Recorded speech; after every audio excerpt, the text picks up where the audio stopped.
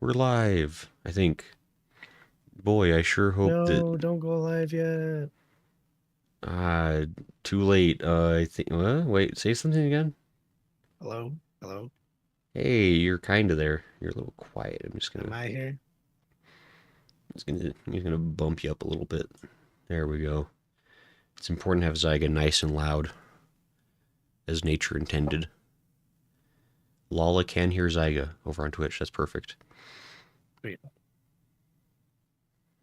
Sweet. All right, so we've done it. We're live. We made it. Just that easy. Exactly on time. Never late. I don't want to read any more comments to the contrary. It turns out Craig not taking care of his co-host. That one's surprising. I always carefully check the audio qualities of the people I chat with after the stream starts. Um, I someday I may remember to check that beforehand. Who knows? Life can have all kinds of crazy things happen. But so see, Lala and Hattoon and Smo are already here. So hello. And hello to dear co-host Zyger. Hello, hello. A pleasure as always, good sir. How are you? Yes. It's always a pleasure. I'm You're doing so good. How are excited, I you? can tell. I'm doing okay. I had a cap full of Nyquil right before we started, so I am all jazzed up, and I'm hopefully not going to cough my lungs out during the stream. Yeah, let's hope not. But no, yeah, I'm doing pretty good. I don't know. I've finally back to work this week. I didn't work at all last week because I was like deathly ill. But I'm back to doing doing things in the Did you daytime. just have did you have COVID or did you just have a cold?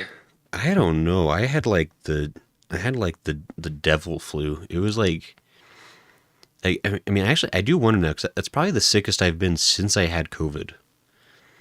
Really? Because like there was like a solid like 3 day period where like I couldn't even like get out of bed. I couldn't like muster the energy. It was pretty bad. But now it's mostly fine. Unless it's keeping the lungs inside the body is overrated. I agree. But no, yeah. So doing better. Definitely being staying loaded up on flu medicine, but it's fine. I've been having crazy Nyquil dreams. Actually, that's been the thing that's been happening all of last week. NyQuil dreams. Like it's got to be the Nyquil because like I've been having such crazy vivid dreams that feel like they last the whole night, and they've been like continuing from night to night. Like I'm getting like reoccurring characters and like evolutions What? of plot lines. It's been wild. Like Tell, tell me more. Tell me more. it's like they're just like I don't know. It's been. I'm trying to think like what happened like last night, but like I don't know. Like they're just like these like super involved dreams that it. I don't know, they mostly like involve like I'm like moving like into like a new house and I'm like trying to like fix up the house, but then like things keep happening that prevent it, and then by the end of the dream I have to move again, and so like then the next dream is like I'm moving to a new place, but then I'm being followed by whatever nonsense happened at the previous house, and it's just getting worse and worse every night. Dude, I And I know you're feeling, dude. I like, like the so let me just say, like, I have had like recurring dreams a lot. And usually yeah, like my recurring dreams are that I'm like either living in Japan or something or living here and then I have to like go to Japan or there and I like have to go to the I have to go to the airport and then I'm like at the airport and then I realize I haven't packed everything and then I'm like, oh crap, I need to go grab this and this. oh yeah, Or like I'm missing this and this. And oh, I really need this. I always like I'm like forgetting something. Yeah, like I definitely I definitely one of my dreams was like that. Was like because I was like getting everything all packed up, but like there's like this like one box that like I kept forgetting somehow. Like I kept like going back to the house and be like I can't forget that one box, but then I get like distracted because there's like ghosts just pouring out of the closet or something, and then I'd forget the box. I'm like, well, dang it, I gotta go back now and still get the box. And I'm just like, it's like the whole dream. It's like just this one thing that I can't seem to remember. So yeah, that's like never been a thing for me. Like I've never, at least, well, I've had reoccurring dreams, Yeah, like not very often, but I've definitely never experienced like sequel dreams where like I wake up, I fall asleep, and it's like the same dream is just happening or like yeah. going forward. Like that's never been a thing to me, so it's been really weird. Like this past week, So, but I was anyway. like kind of like looking into it one day of like kind of like what that dream kind of means when you're Mm-hmm. like late for something or you're like missing something. Um, I like was looking around in a lot of places and it means like that you're unable to like move forward in life and you like want to like you're like stuck in like a position and you Hmm. can't like get out of that position because you're wanting to like to go to X place, but things are preventing you from getting to X place. Oh, weird. I mean, I guess symbolically that kind of makes sense. Like Yeah, I've always wondered, like with because like I see like those like dream interpretation things. I've always wondered like how much of that like there is to that. Because like I definitely like I've looked up like symbolism in my dreams before because I've had like really like weirdly specific things. yeah, It's like I look it up and like it seems like anything I've had in a dream like there's always like some site that has like an interpretation for, which is crazy that like even like the most like I don't know bizarrely unique things still has like it's like oh yeah people have that kind of dream all the time or like yeah. it occurs in like 4% of people. It's like what? But Tattoon says Gray is too comfy, doesn't want to leave. But that's exactly the problem. I mean, I do like this. This might come as a shock to people who've been watching me play Final Fantasy, but like I'm not a fan of change, and so I don't know. Like moving is definitely like low on my list of things I enjoy doing. I get really settled into things and I don't know. You Anyway, see you say that, but you're like, oh, I'm gonna level every single class. shush. Quite. My ways are unknowable to you. See, that is a self-report right there, if I've ever heard of one. Quiet. I like X thing, but actually, The tune's also accusing me of being a NyQuil addict. I might be. I've gotten to the point where like I hate the flavor of NyQuil, but I also get really excited every time it's like NyQuil time at night. It's like, oh boy, NyQuil. It makes the pain go away. you But take NyQuil every night. for the past like week, I have just because Wow. there's something about like I'm fine as like when I'm sitting up I'm fine, but like the second like I'm trying to like lay down, like it really triggers like my need to cough for some reason. Like I don't know what it is, but like the second I'm at like horizontal, like I start trying to like hack up all of my insides. And so like the NyQuil does help with that. So like I probably I realized like I hadn't taken like any daytime flu medicine for a while, but I like it was like 7:40. I was like, well, I don't want to take Dayquil right now. That'd be stupid. So I'll take NyQuil early tonight. We'll see how that is for the podcast. But I'm hopefully because I am getting a lot better. I'll probably start weaning myself off of the NyQuil soon because like I'm pretty sure it's not habit forming, but I also know that I don't want to get like super reliant on something for like oh it helps me sleep though. Like I need it to feel normal. Like I 100% agree with you there. I don't like taking medicine just because of that. Yeah, I try really hard not to. Like, I have the same paranoia with like ibuprofen and like Tylenol and stuff. Yeah. Like, I try not to take it unless like it's a true zinger of a headache because I've heard that you can like build up like tolerances for it. Then there's like it becomes like less effective over time, and I'm Yeah. like, well, like what do I do if I get immune to ibuprofen? Like that sounds bad. Yeah, I only really take it if I have like a really bad headache or a headache. But yeah. So anyway, Can that's I can that's been I rant? Can I rant for a moment? sure thing. This is one of them podcasts, so Why do the relics have to look so bad for healers in this final thing for Final Fantasy? are you Like talking about? every single time. Yeah, I'm talking about Final Fantasy. Like Sure, every sure. single freaking time in Final Fantasy, like the healer relics are so bad. Like they're just so bad. And like the astrologian one, it's like this like big bulky thing, and I'm like, why does it look so terrible?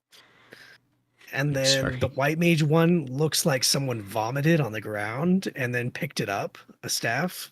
Neat, good And stuff. then the scholar one is just like, eh. It's probably the best one out of the four, but even then, it's like they have no creativity. And then the sage one, oh my gosh, the sage one. Why does the sage one have to be like so big? They look like giant dildos as they're like hovering around you. It's just Yeah, oh, I'm sorry. I'm sorry you're having a hard oh. time being a healer. I just want a nice astrologian weapon. I'd give anything. Well, I kind of did get one. Okay, the tome weapon, the tome astrologian weapon is really Hmm. good. Okay, Okay. the tome astrologian weapon is really good. It's like a it looks like a uh telescope kind of, and then the middle part of it is like moon or something like that, and there's a telescope, so it's like looking into the telescope kind of a thing. I like that. Okay, I like that. Hmm. and Okay. i'm and I'm just so jealous because like all of the like the DPS classes and the tank classes, they all have like really cool relics, and they've had really cool relics for the longest time, but they haven't made a good healer relic in so long, dude. It's been so long. Yeah. I've literally had the same glamour on my weapon for years. Years. I've Yikes. had like two stabs that I like kind of like switch between. Oh yeah. And um it's just frustrating. It's frustrating. But yeah, all the DPS weapons, they look great. They look fantastic. And I'm just sitting here looking at this vomit staff, just going like, what is this? What is this? Yeah. Anyway, that's my rant. That's fair. It's Overall, I give the Manderville weapons a 4 out of 10. rough. It was honestly the I skipped all of the Hildebrand story, so I didn't even know what the heck was going on. Oh, Um, but because I Nashu. just I literally lost my patience with Hildebrand. I'm No. I'm sorry. I'm gonna sound like a heathen, but like I cannot stand it anymore. Like it was great, but it being tied to the relic just kind of like put like a nasty taste in my mouth. Hmm. And um I just was kind of like bored of it the entire time. But I've been bored of most things in Final Fantasy this expansion. Yeah. How's So your island coming along? oh, it's there's this guy. Yeah. He's in Old Charlian, and he's a clueless crier. That's his name. and Cool. he says that he needs to talk to me about something that involves an island, but I haven't talked to him yet. Oh, but it must be urgent. Yeah, yeah. I mean, he doesn't ever come up to me and ask me. He expects me to go up and talk to him. Man, bummer. So why should I like talk to him about this island when he won't come talk to me? Yeah, sure, sure. You know, this is the same thing with Blue Mage. Like, why should I talk to the NPC when It's it won't come up to me and talk to me? it's the best class though. No, you're getting some support on the weapon situation though. It looks like I'm glad. I'm glad. you're also getting some people say that monk looks cool, and I guess ninja also looks good. Oh yeah, Ninja is probably my favorite one. Atuna's had the same white mage staff since 5.3, so Yeah, I honestly don't blame you. Like, it's really hard to make. It feels like it shouldn't be that hard to make a good white mage staff, but apparently it is. that is a shame. The one I use is the uh E Eden. It's one of the Eden weapons, Eden Savage weapons. Hmm. Uh I think it's E8S. Yeah, E8 Savage. Okay, It's like this it's probably my favorite staff. fair. I like the Moggle one. I think it's kind of cool. Got a big old No. Moogle on it. By the Nifty. way, have you like looked at any of the Dawn Trail stuff? Like the Dawn Trail classes and stuff like that? I have no clue about any of it.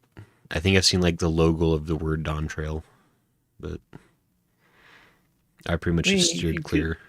you could look into it But and stuff like that. spoilers. There's no spoilers. What What if are I you talking about? what if I learn the name of the character when I look at it? Well, the thing with this expansion is that it's like separate from what you're doing right now. Because like the story that you're doing right now ends in Endwalker. They said that this one is like brand new. So you could watch the Dawn Trail trailer and you could like watch uh everything else about it and not get any spoilers. Could I skip Endwalker and just go straight to Dawn Trail then? Um you could if you wanted to. That sounds tempting. 'Cause Endwalker's gonna take forever. But yeah, there's two new jobs that were announced. Lola doesn't Uh like that plan. Sorry. like a melee DPS class and then a ranged DPS class, ranged casting class. Hmm. Okay. And Sounds kind of cool. the melee class is like a it's called Viper. It has like two swords. Oh, do you get to turn into a snake for your limit break? It's like I don't know if you've ever played Final Fantasy 9. Have you ever played Final Fantasy 9? It's the only one that I have no clue about anything with it. Okay. Well, So, it's basically like the same class as the main character of that game. okay. There. And then the range DPS class is called a Pictomancer, and it's like an artist class. Oh, like Realm from 6? Yes, exactly. I It's like the that same one. class. I always thought it was a fun So, class that wasn't utilized as well as it could have been. so it coming to FF is pretty cool. Yeah, that could be fun. Yeah, I could see you playing that class. When I was like watching the video for it, I was like, this could be a great racing class. That'd be cool. I still like White Mage the most, I think, though. You say that, but you never play it. Well, that's because White Mage stops being fun to play like halfway into Heavensward. How's it not fun to play? What are you talking about? There's too many buttons. Like once there's like more Too than many buttons. Once there's like more than What? like five abilities, I just can't. I just can't. It's too much. Dude, I'm what? I'm used to playing like Pokemon, okay? Like if my thing has too many like attacks and defenses and special things, like it's not. Honestly, in like dungeons, you only have like 3 or 4 spells. You like press Medica 2, and you put like a regen on the tank, and then you just spam holy. That's about it. Yeah, You could get fancy and then put in other stuff too, but all in reality, like end game content is so easy nowadays that like you could even like go through it without a healer. That's like how easy it is. yeah. Yeah. So Arrow Stone. Uh, I'm really thinking about like I don't know. I'll have to look to see like how many more buttons the White Mage has at 70, but I think White Mage has honestly probably been like the most fun I've had with the class out of everything I've done in the game. you if you want to know what a lot of buttons is, try Astrologian. Okay. Yeah, That's a lot of buttons. it's a lot of buttons. It's a lot of buttons, okay? Well, Or Dark Knight. Dark Knight is a lot of buttons. Dark Knight hasn't been too bad. Only at, level 49, but it's Dark Knight has like the perfect amount of buttons at level 49, I think. You It's should like, wait till it gets more of its off globals. yeah, I'm so excited. Don't have to use every button, says Lala. Ask a healer main the ones you need and put those on there and ignore the rest. I could maybe. I guess that's just like the feeling I've been getting. Like, not to get like super into a tangent about, but like, just I don't like that the way like like they decide to like strengthen characters and change them up is just like add more abilities with every level up. Like that doesn't for me that's like a really exasperating way to give a class variety because it's just too much. Class variety in Just like for could you the repeat that? You kind of like cut in and out. oh sorry, I just don't like the the thing that they seem to do with 14 is like as classes like level up they get new abilities. That's like their main solution for like giving a class like fresh variety to it. Yeah. Like like I would prefer seeing just like I don't know, like class evolutions where like you just like beyond a certain level like it's just because I mean because they kind of do that like from 30 like from level 30 to like 50 like some of the classes will like evolve kind of right and I Like example. like conjurer becomes white mage right Well, yeah, yeah. and it's kind of a fake evolution in the sense of like going from conjurer to white mage doesn't really change that many of your skills. Like sometimes you get like a special new white mage. You kind of get like a special white mage only skill, I guess, 'cause you get Regan. Yeah. But like, I would rather that kind of a thing, like where like you just like you get like a fresh slate of like different buttons, rather than just like it's like you have 8 buttons and now you have 10 buttons and now you have 15 buttons. Like, because I don't have fun from that kind of complexity of like I don't know. Anyway, I don't think there will ever be that in Final Fantasy. Only like something X new skill and then their skills revolving around that skill, you know? right. But it's just like it's like so hard for me to keep track of that kind of stuff. Like if a class has like more than like one rotation to keep track of, it's not okay. Yeah, well, But a lot of the DPS classes they're very very in depth. Like yeah, which there's is like rotations like within like Dragoon for instance has like a like what, 1, 2, 3, 4, 5, like a 10 button rotation. Yeah, which We have to hit like 10 skills in a row. yeah, it's just like, and I guess the other thing that bothers me is like, I guess it wouldn't bother me so much except that like as you get to like the higher level content, like you're basically required to play the class a certain way. Like you can't like just like play a class and have fun with it. You have to learn that class is like optimal rotation in order to be Yeah. like helpful in dungeons. And so for me, it's like oh boy, if I want to play this class, I have to play it like everyone else. Like like I don't know. Well, in like for like DPS classes, your rotation is mostly going to be the same. They have like similar AoE rotations and everything else. But like healing is more like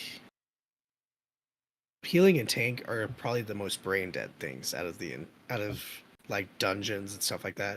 If you're talking about that type of end game or that Hmm. type of content. Right. Because for tanking, all you need to do is just press two buttons, which is your AoE rotation, and then press your cooldowns on and off. Hmm. Like once you see one cooldown end, you press another one, and Hmm. so Hmm. forth. And basically that's all you do. And because like getting all the aggro on the mobs and stuff like that is so dang easy, like you could do it in your sleep. Right. As for like healing, like sure it is a little bit reactive because you need to make sure that everyone is doing their job right and not like standing and stuff. Right. Right. Um, but the most of the time, like 99% of well, 75% of the time, you're just going to be pressing glare or stone Hmm. Hmm. the entire dungeon. So, um, I would say if you want something like more like low key, if all you're gonna do is dungeons and stuff like that, going with something like either sage or white mage or warrior tank. Right. If you want something that's really dumbed down and really like there's not much going on in your kit, sure you have like a bunch of stuff, but most of it is just like focused on one particular thing. Hmm. Hmm. Hmm. Yeah.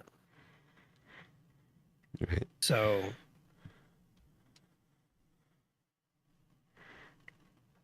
Well. but as for like DPS, like a lot of DPS aside from like summoner, um, are like very in depth and very detailed. That it even is overwhelming for me. Like that's why I can't do DPS classes because there's so much involved in them. Right. And when I play, I like get lost in the rotation and then I'm like trying to pay attention to which buttons I have to press next. Granted, that would be a lot better if I got used to it more. Sure. But for like someone that casually plays DPS, it's really hard to focus on both, unless it's like summoner or red mage, because summoner and red mage are like the easiest classes in the game, in Hmm. my opinion. So, and like I said to you before, I think you would be really good at red mage.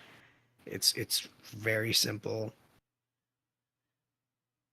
Right. and really easy.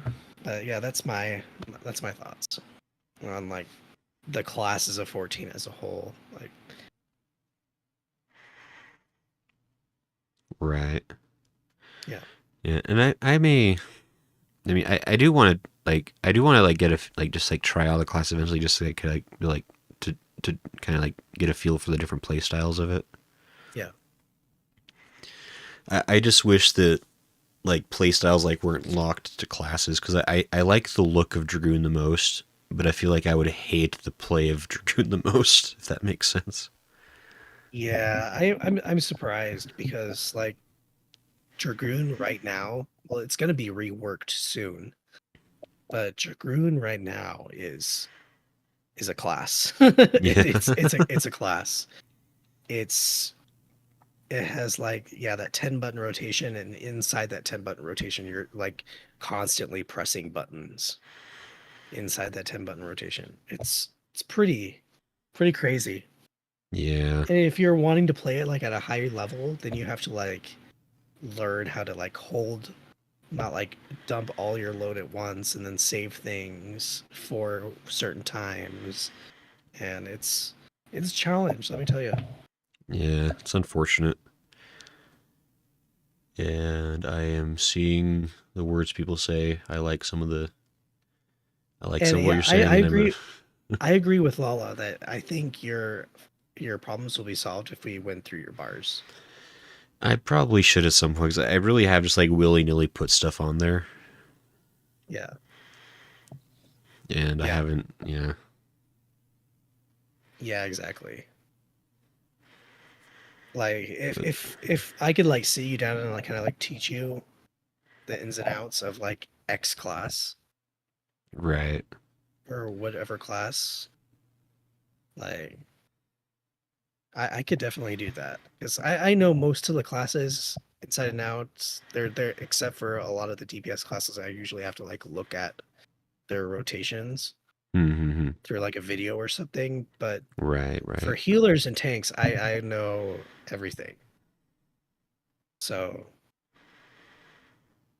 I can help you if we ever want to sometime. I can help you like uh get a good feel on the buttons on the rotation. Yeah. Maybe. I mean, I think weren't we thinking about like maybe you could like you were gonna help me at some point with that and probably my inventory management when you had some time. Yeah, yeah, Maybe we could plan for that at some point. yeah. We can do that. Could do it sooner rather than later. Yeah. Oh yeah, and then I got deathly ill. That's what happened. That's right. So I think it was gonna be like the first stream of the new year was gonna be like fixing things, and then I Yeah, was dead instead that Sunday. So maybe we can trigger it a time when you're available to do that. That could maybe be good.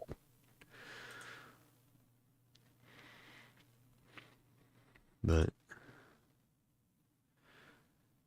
anywho, um, but the 14 podcast. yeah, the 14 podcast is supposed to be over. We're supposed to talk about It's all good. um anime. But um last note on Final Fantasy. Sure, sure. We were talking this is mostly to the chat, but we were talking about um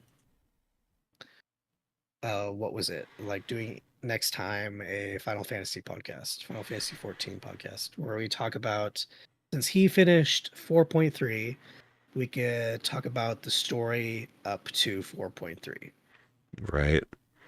Since we kind of you kind of have like the full picture, Stormblood is over, and Right. I feel like I've um basically gotten the conclusion on the last couple of the Stormblood threads. I yeah, mean, not quite, but for the most part. yeah. Just bring the full For Dawn Trail trailer while you're at it. for the most part we have everything, you know. Right. So yeah, let's do that next time. Yeah. I mean, next time, next time. Yeah, next time. Okay. But as for today, Today, today we have Amine, what was it? M&A. M&A. my favorite rapper. Yes. How it speak as for anime, you'll never guess what I watched. What did you watch? I watched something that you recommended. Whoa! Can it be true? Yes, it is true. Has the prophecy been fulfilled? And actually, one of the things that you recommended to me, I really liked. The video that you Aha! recommended me, I really liked. I knew Okay. it. It had to happen eventually. At least once. I can be right. It happened once, okay? Like a broken This clock. this will be the only time it ever happens, okay? No. Well, all right. I'll take it. So what have you been watching? Was it girlfriend? No. Drat. All Actually, right. it's two shows. It's two shows. Two shows Two sh- for Abja's Day. I can't believe it. What are these mythical shows that were actually good? Okay. First one was Mashal. Oh, you watched Mashal? Yes, I binged Mashal in one day. Hell yeah. It was pretty good. It was pretty good. Sure, it is a Harry Potter ripoff. It is Oh, hundred unashamedly. percent Like unashamedly a Harry Potter ripoff. But I love that about it, to be honest. no, it leans into it so hard that you can't even fault it. Like Yeah. The main character is so awesome he's and it, just hilarious with his cream puff fetish and all that. It's it's just it is a little much, but I was never I had never laughed so hard in a long time after watching those episodes. It was pretty good. no, I loved Mashal, and I mean I guess this is sad because like season 2 is happening this season, and I've been keeping up with it. So have I. And Yeah. but no, yeah, I mean, because I mean the thing is like because yeah, it's a really fun concept. It's very funny. And I don't know about you, but like I love like this is like one of the few shows like where I actually like notice the soundtrack for it because it's it's like a hip hop soundtrack, right? Yeah. They're like a lot of like the background music is like kind of got that feel to it, which you'd think would be like really like out of place for like a school fantasy like magical fantasy kind of setting. Yeah. But I feel like the music works really well, and it's just like very unique for an anime, and it's something that like that always like catches my ear whenever like they're doing like a fight sequence where it's like it'll have like the hip hoppy theme song start playing behind him and stuff, and it's a fun show. I did like it a lot. Yeah, I'm happy. definitely. I'm happy that you're enjoying it. Yeah. I was not really sure, but then like after watching episode 1, I was really sold. Right. So A I'll rare, give you this one. I'll give you this one. the Okay. tune says a rare W for Gray. Yes. No, yeah. Yes. No, yeah. This is definitely like it's just a fun show. Like it's not like it's like an amazing show, but it's a good time for sure. Yeah, I agree. And all the characters are really funny, like how they like talk together and stuff like that. And No, um, yeah, it's great. I love his friend's got like I can't remember his name. He's got like the yellow stripe in his hair I because forgot his name too.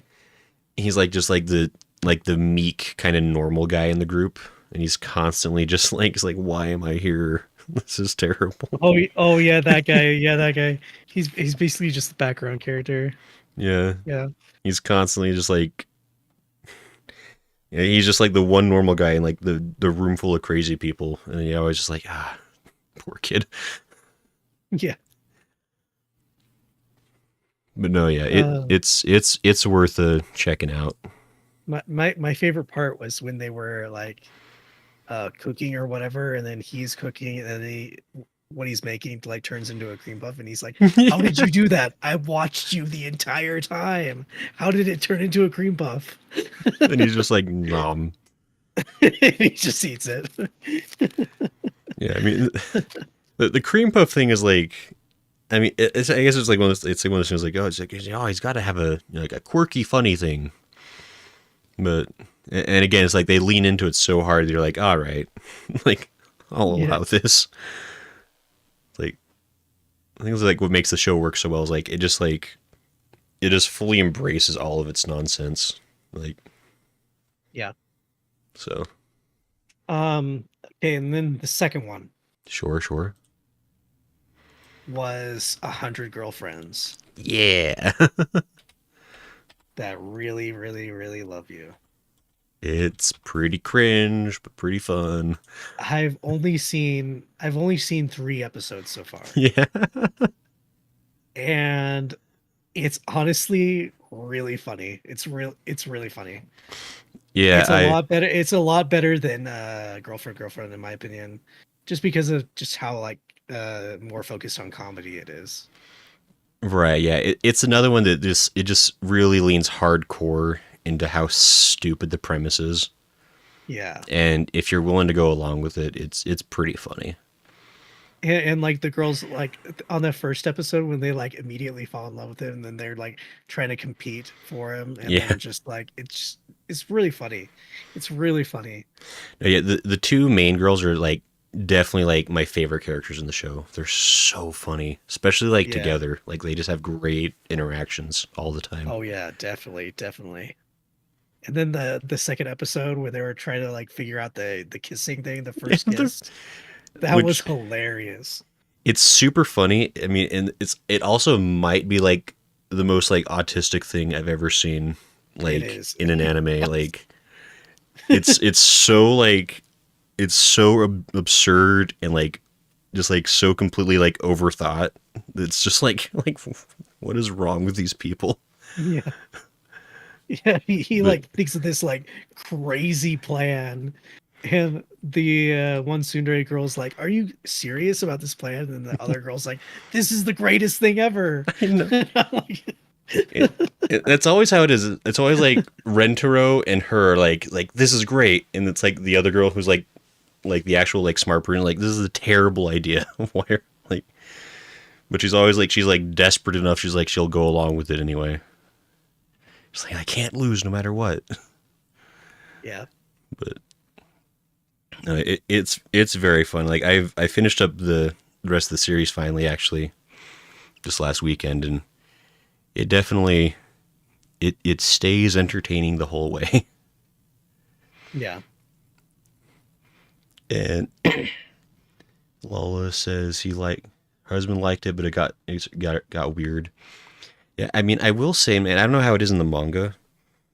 Um, I mean, I guess the only thing like I'd say about the anime, like as it goes on, is that like some of the girlfriends are like less developed character wise than others are. Yeah, I mean makes when, sense when you're because trying to it's a get a hundred, you know. yeah 100 characters, you really just have to kind of start padding it out a little bit, maybe. Yeah, But like a few of them are like really really good, and it kind of it helps. Like and the two main girls are just fantastic. So it definitely it averages out to be a good time. yeah. Well, I haven't really read about anything or read the manga or something like that, but Right. overall, I'm interested in the anime. The anime is really good. Yeah, it's a dumb one. Like Yeah, I it, love like the slapstick comedy and stuff like that. That's fun. it's fun. I like the kami-sama that it's Oh like yeah, yeah, yeah, yeah. he's very funny. He doesn't show up too often, but he's always so funny. Yeah, him But breaking the fourth wall and stuff like that. yeah, he's great. But In the first episode, like there were so many times where I just just dying of laughter. But yeah, that's cool. So I'm glad you finally are starting to see the light and see that I am always correct. Yeah, you have rare W's, okay? I will cherish them always. And these were the few W's. And I write these in my diary tonight that Grayson had two W's. It's already that's it's a 200% increase from last year. So we're off to a great start for 2024. Now that I have watched 2 things, you need to watch Free Run. God, dang nabbit. I I should. I probably would like it. I guess maybe. I see a It's lot of not good. dark. I see a lot It's of not good dark and memes coming out of it, so I probably should check it out. it's not dark and depressing, so you'll like it. Yeah, I I shall strongly consider it. I also need to watch Stardust Telepath still. Yeah, that's another one you need to watch. That one is more your speed than free run, Right. just because it's about aliens and stuff. Yeah, it sounds cool. Yeah. But yeah, so I definitely still have those on my list, and I'll probably have time to watch them pretty soon because I'm fairly well caught up with the shows I plan to watch this season. So I can move back to previous season, kind of finish out the ones I missed. Yeah. But How many do you have this season so far? uh, um, we'll see if I actually stick with all of them. But I've got looks like 13 that I want to watch, or at Wow. least that I've watched the first episode of. I think I have 8. Okay. Honestly, a lot of good looking stuff this season. At least like from what Yeah. I've seen. I don't know about you. Yeah. I there is a lot of good stuff. There's a lot of stuff that I've been surprised about. Right. No, yeah. There's actually been a few where like I kind of watched like episode one on a whim, and then I was like, actually, like, this is actually really good. Like I'm gonna watch the rest of this one. Like, Oh, did you see that bottom character Tomozaki's back? yeah, it's got season two or stage two, I Yeah. guess. I did you watch the first episode of it? I Season haven't 2? I haven't seen season two at all yet. Okay. I kind of have thoughts about season 2 so far. Oh, really? Like Yeah. good or bad? Mm, bad. Bad. Uh-oh. I'm like not really liking it at all. Hmm. Like just like the situation, the first arc or whatever that they're doing right now in it is Sure. kind of like really bothering me. Hmm. It feels very unrealistic. I'll Right. have to gauge like what your thoughts about it once you start it, but that's Right. kind of like my thoughts, you know? Right. And I definitely I will check it out because I did like season one quite a bit. Like I think retroactively, like I don't like it as much as I did while I was watching it, but I still thought it was a season one was pretty good overall. Yeah. And so I definitely do want to check out season two and see how it changes or whatever. Because like I will Yeah, say because I'm gonna keep up with it as well. right. I mean, because something like not to get too much into the new season, but like there's been a lot of like there's a lot of shows this season that are like season twos or threes or whatever, Yeah. which has been pretty cool. Like because I like Tsukimichi season two is coming out this season. Yeah. I really I would say really I enjoyed season one. I thought it averaged out to be pretty good. I'm a little concerned about season two. I feel like it's taking a direction that I'm not super thrilled about in terms of like the characters. They're deciding like they're introducing like some new characters that are not terribly interesting. And I'm hoping they're not going to be. It seems like they're going to be a big part of the story going forward, which is unfortunate. Um, but I'm probably going to keep up with it anyway, just to see. But the Dangers in My Heart season two, the Dangerning, it's so Oh good. my goodness. No. That'll be my third W when you finally watch it. No, it won't be. And there was some other stuff that was season two. Like I think where was it? Well, I guess Mashal season two is happening, but oh, that's right. Banished from the Heroes Party season two. This is another season two that I'm excited for this season because season one was Okay. pretty good. It's just Uh, it's a slow life, but anyway, Are you watching The Foolish Angel Dances with the Devil? I am not Oh, yet you're not watching that one. unless it's worth watching. I read the Foolish. manga for it. Oh, really? Yeah, Foolish Angel Dances with the Devil. Hmm. Is it a good one? It's a romantic comedy Okay. Hmm. about like a demon guy that goes to school and he falls in love with this one girl, and it turns out she's like an angel, which is his arch enemy. Gasp. And yeah, I read the manga for it. I think I was caught up like read it maybe last summer. Okay. It was very good. Huh. It's just funny comedy, stuff like that. Okay. Fair enough. Typical romantic comedy anime, so All right. You'll have to let me know how the anime continues then, because I may have to look into that one. 'Cause, yeah, there's been like a lot of this is just like a solid season overall. Like I gotta say,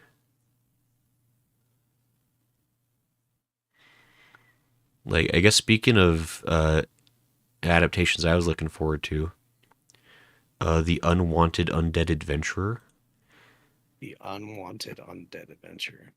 This is Yue. probably this is probably like this might be my favorite light novel series. Like it's like a top 3 for sure. Like I've read like up to like volume like 18 of it. There's more that I need to catch up on, but Yeah. I was actually kind of surprised to see they're adapting it because it's a lot of the light novel is the character's like internal monologue with himself. So I kind of wondered how well it would adapt to anime, but it's been pretty good so far. I really liked it because it's basically just about a guy who he's like a really mediocre adventurer in this fantasy world, Yeah. and he gets killed while while like adventuring inside a dungeon. And then because he dies inside of a dungeon, he comes back as like he resurrects as like as an undead skeleton inside of the dungeon. Yeah. And then it it kind of it just like goes from there. Like there's like a whole thing of him struggling with his new unlife, I guess. And like just like I don't know, there's a whole it's a really just good like progression, like because like the story really is just about him. Like there's not really much else, I guess, like in terms like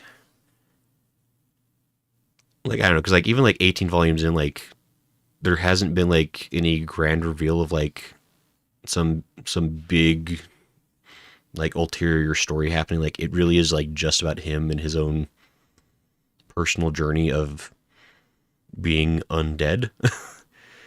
And it's really fun. It's a good series, and the anime's been Cool. pretty good so far, so I like it. But anyway, I really liked so far Solo Leveling, the one that that is a that was a hugely popular. I think it's a manhwa, isn't it? yeah, it's a manhwa, and I actually really liked it. So after I watched episode 2, I started to read the manga, the manhwa or whatever you call it. Right, right. No, I know this one's been a huge one for like a while. I can't remember exactly when it started, but it's been around for a few years at least. Yeah, it's your typical like power fantasy shonen. Right. Yeah, like yeah, there isn't really much to say. It's just a power fantasy anime. The guy becomes like extremely overpowered, but I like it, but like near the end right now, I'm starting to not like it as much. Hmm. Um, the manga, I think the manhwa is over. I think. Okay. So I'm like in like the final arc. The only problem I have with it is that every single problem has to be solved by the main character, Hmm. and there is like there are so many of these other like really big and really strong people, but every single time when a fight would be like really cool versus X enemy versus one of the like stronger side characters, you think, oh, this could be a good matchup. But no, the main character has to be the one that finishes it. Yeah, that sounds like very Sword Art Online. Yeah. It it kind of like made me kind of more upset about it because Right, I was like, why do they just like not like use these side characters? Because a lot of the side characters were interesting. They had like interesting skills, interesting stuff like that. But they're like thrown aside most of the time just to make right. room for the main character. So I was a bit bothered by that. Yeah. I mean, it is always like there's definitely a difficult balance with shows like when like cause like there are a lot of shows like they want to have like this like super powered protagonist because that can obviously be like a fun for power fantasies, but like Yeah. it seems like a lot of those shows that they have like kind of like two paths they take. One Yeah. path is like OP protagonist solves all of the problems always, which obviously would get really boring. Yeah. And then option two that a lot of like some others will take was like overpowered protagonist is like inexplicably removed from the story for long stretches in order to delay tension, which is what Yeah. like One Punch Man would do a lot, which was infuriating. Yeah, that was infuriating when Punch Man did that. So it's like, and there's a lot of other shows that do that too, where it's like they don't know how to use the protagonist well, so they just like it's like, well, what if he's just like taking a nap, like essentially, Yeah, I feel like solo leveling like had like yeah, it was like more like the first thing that you talked about where just they did not know how to use side characters at all. right, And it was so sad because like there was a couple that I really liked that was like, oh man, this is gonna be really cool, but then nothing happened really. right, Or oh this character is really cool. It seems like she'll have like a good uh like hand on the plot or something like that, and she's kind of interesting of how what her skills are. Nope, she's in it like a couple chapters and then that's it. So right, I don't know. I was I liked it. I liked the journey of him like becoming OP, but once he got like way too OP that it was kind of ridiculous, was kind of when I started to get out of it. right. No, yeah, it's a really hard balance, I think, for like I'm trying to think of a series that like does that well, where they have like like an absurdly overpowered character, but they still manage to I don't I know. think that I think a good one might be that time I got reincarnated as a slime Okay, sure. because most of the time Rimuru he stays out of the fighting, at least in season 2. Hmm. Um and they do focus on side characters and like their fights and their growth and stuff like that. Sure, it is a power fantasy and he is the most OP character in the world or whatever, Right. but it's still like he kind of like takes a step back and lets his people do everything. Hmm. His like commanders or whatever have you, Right.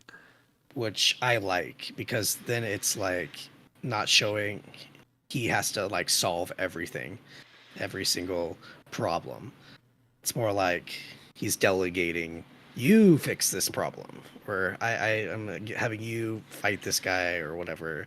You Right. take this guy, you Okay. know. Yeah, I mean that's actually kind of an interesting way to do it, where it's like he's kind of like more behaving as like a general kind of over the Yeah. rest of the cast. Okay, yeah, because I've never seen Reincarnated as a Slime, and I probably should at some point because I mean it's an isekai, and I like It's a those. very chill isekai. Yeah, I've heard like it's an above average one. It's like that one that you were watching about like what was it like getting the country out of debt or whatever. Oh, sure. But The but for this one, it's like him building a country from scratch. okay. Make the OP character the mentor. That'd be fun. Yeah, I mean that's kind of like that's where One Piece seemed like it was gonna go, which would have been fun. But then they're like, well, if we didn't, like we're at What are One you Punch talking Man. about? One Oh, Punch Man. Sorry, I was I think like, I said the wrong thing. I think yeah, yeah, you said the wrong thing. I was like, when in One Piece does that I said the happen? quiet part loud.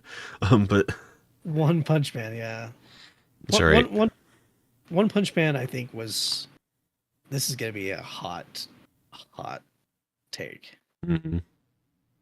but it was only season one was probably it was a one season anime. Right. It probably should have. It didn't need anything else after season one. Right. I mean, it definitely was like it was a gag manga that the author continued because it was popular. Like Yeah, I think because it really feels like everything like in season one, like worth of the content was like it was like pretty well planned out. yeah, But then yeah, you can kind of tell like season two, and I assume going forward in the manga that like he didn't really know what to do. Like he had like kind of like set up this world, but then he was like yeah. Because he like, it what can tried you to really like. do? Yeah, I what mean, can you really do when like Saitama is just way too overpowered? He kills things in one punch. You can't really put that on for very long I because mean, nothing will. There's no conflict. right. I mean, you can't have the fights be the conflict, which is kind of a weird thing to say, but like Yeah, because a lot of what made Saitama's character so interesting was the fact that like I mean he's such an overpowered hero, but like he struggles so much like in every other aspect of his life, which is what kept and it he's very. interesting. And wasn't he very apathetic too? Yeah, he was really yeah he was really apathetic and trying to think what the word is like burned out on like just fighting in general because he was so much stronger. Like Yeah, I agree. I he agree. couldn't find challenges like in that part of his life anymore, and so he was trying to find challenges elsewhere. And I think one of the running gags was like he loved video games because he's so bad at them, which is like, and I think that's where a lot of the story really should have gone is like you can keep having the fights in there. It's kind of like the gags essentially. Like the fights would be like the comic relief kind of, with Yeah, the rest of the series really focusing around just like other aspects of his life. But that's a whole other thing. yeah. Because I feel like season one it ended like on a really good note, Right. I think and it was like the perfect ending. But they really didn't need to drag it out and make a season two or whatever. right. Or at least like I don't know. There could have been like if they needed to do a season two, there could have been a better way. But I mean, Yeah, and at least like I think you can tell the author really learned their lesson with One Punch Man because when they come back to do Mob Psycho as their next manga, they very clearly have a much more carefully planned out story, like from start to finish for oh another yeah, character that is definitely. extremely. And actually, Mob Psycho is a great example of like a super OP character that is still like where like the show like stays interesting and like the side characters are interesting. Yeah, Like I agree 100%. Because like Kageyama, he's mostly just focused on his own thing, and he mostly gets dragged into things. right, And he's he's a very like, pacifistic character, yeah, he like which wants to like do well in school and like look good for the girl at school and make friends and stuff like that. When like all this other stuff is happening around him, and he's just kind of like getting pushed into it, you know? right.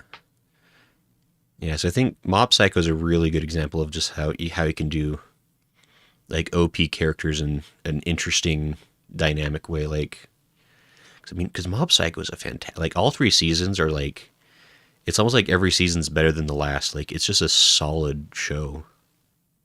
Yeah. Like it carries its story all the way to the end. It doesn't overstay its welcome. Yep. Like everything, like all the characters get like their arcs and their development and their resolution. Yep. Super good. And apparently it's made by Bones, which explains why the anime was so nice too. So there you go. Yep, Mob Psycho 100, really great show. Way better than One Punch Man in my opinion. Yeah, it's definitely an example of like, I mean, I think that kind of is the way with with most mangakas. Like they usually do get better. Like, I mean, you do have those ones who like have like their first manga is like a breakout hit. Like I think Demon Slayer, that was like their first major like series they did, and it was a breakout hit. But you know, maybe not the best writing, but that could also be just be my personal opinion. Um, Yeah. I'm very interested to see like what they do for future works because like they can only go up from there usually. Yeah. I mean, some authors are like a one and done. They have like their one story that they have, and then you know they never really hear much from them else outside of that again. But I think it's usually because like if an author is like doing a long running show, it usually burns them out, you know? right, yeah, and that's the other risk. Like you see a lot of authors when they do like especially like a long run like shonen kind of series. Like, cause like I feel like that happened to oh what's his name? He's technically still writing Hunter x Hunter, but like he Togashi. his yeah that's right because like his first series was Yu Yu Hakusho, and he absolutely burned himself out making that one, so he ended it super suddenly. And now he's like done almost the opposite pace with Hunter x Hunter, where like he's taking so long to tell it. And I mean, he has health problems now, I guess to be fair, but he definitely like he clearly like ruined himself with that first series, and Oh yeah, 100%. He he like he really did. He really burnt out himself. And I honestly think I don't know, I still don't understand why he just doesn't sit back and then have his assistants draw it, and then he can just tell them what's going on in the story, or right, have him like write up like here's how the composition of this scene works, or this right. is how I'm gonna do this scene. Yeah, he could like still like even like do like the you know like the rough art of it, like, but then just like let them you know do the rest. But his wife could do it too. That's I mean his wife technically like didn't his wife make Sailor Moon? Like I swear I heard Yeah, like she I was like a think so. major mangaka as well. Yeah, I think so. So I it's like really I'm think sure so. she's probably just as capable. Like if anything, Yeah. like if he doesn't want to trust it with his assistants, it's like I mean hopefully you trust your wife. I don't know, but Yeah, because like honestly, it's gonna be true that he's never gonna be able to finish it because he just won't do anything, you know? now that's right. Yeah, So yeah, I think like if I was him, I would just be delegating and like be the head guy in the room that tells the story, and then have my assistants draw it all. You know? right, That would be my thing. But but because Togashi is so stubborn, that will never happen. right. I And think a it'll lot be of it like probably Berserk. is pride, honestly. Yeah. It will end up being like Berserk, where either someone will take over like Berserk, or it'll just fade away. Right, which is it's just unfortunate, but I'm just pulling up. There's Togashi. There he is. Yeah, Hunter x Hunter's been going since '99, or at least that's the end. Man, that's Hunter is probably even older than that then. But Yeah. Um yeah, Hunter x Hunter, it is a great show, great anime, stuff like that. I just wish that it would finish. right,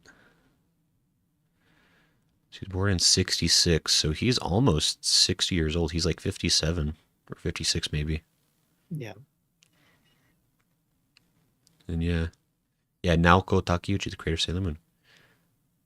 So yeah, there you go. Never tried Hunter x Hunter last week. Never got into it. I mean, and I will say personally, like I've never gotten into Hunter x Hunter either. I feel it's probably a case of like I just haven't taken the time to really try. Yeah, you Like, probably haven't tried.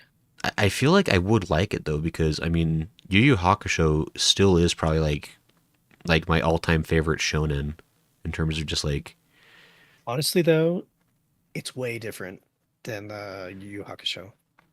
oh yeah, Yeah. Uh, Hunter x Hunter is cool because of the genre shifts. hmm, Because nearly every arc is like a different genre. Like the show like pivots in a direction that you wouldn't think of going to. hmm, Like an arc is like changes the world in some way. It opens your mind to something else. It's really different. huh, okay. Was it like the same cast throughout? Yeah, it's the same cast. Huh, Like okay, like for example, like season one was kind of the arc one was kind of like this um hunter exam arc or whatever, where he's like doing this exam or whatever, and then suddenly it's a tournament arc, and then suddenly it is a card game, and then suddenly it is a thriller. hmm, It's like this weird matchup of different uh genres, which made it really interesting. okay. Pablo Yeah, says slay. Hey Pablo, we're talking about Togashi Yoshihiro. yeah. I guess Hunter x Hunter, but So that is like that's a really fascinating idea for like a single series to do that, especially like if it's done well, I guess, because I think we've talked before about like shows that do like a genre whiplash that where like it yeah, doesn't work well. yeah, But and that's what was so great about this one, is because it felt nice. It felt like a didn't feel jarring when they like switched genres.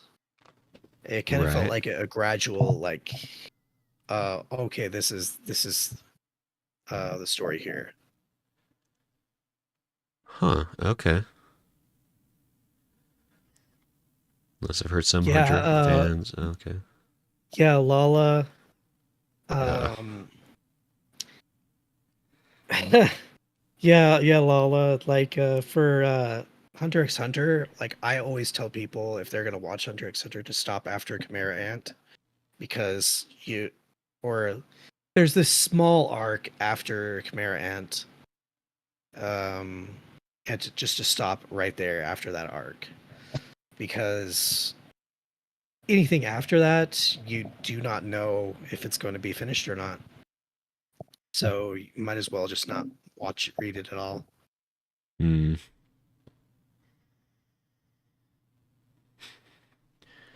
that is that is fair. Also, Austin wants Zyga to recommend shows since you apparently have better taste. No, I can't. You I cannot. can't. He knows the rules. He knows Not the rules. not to Austin. Never to Austin.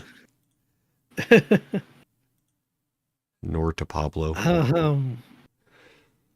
Anyway, other things this season, Sure, um, sure.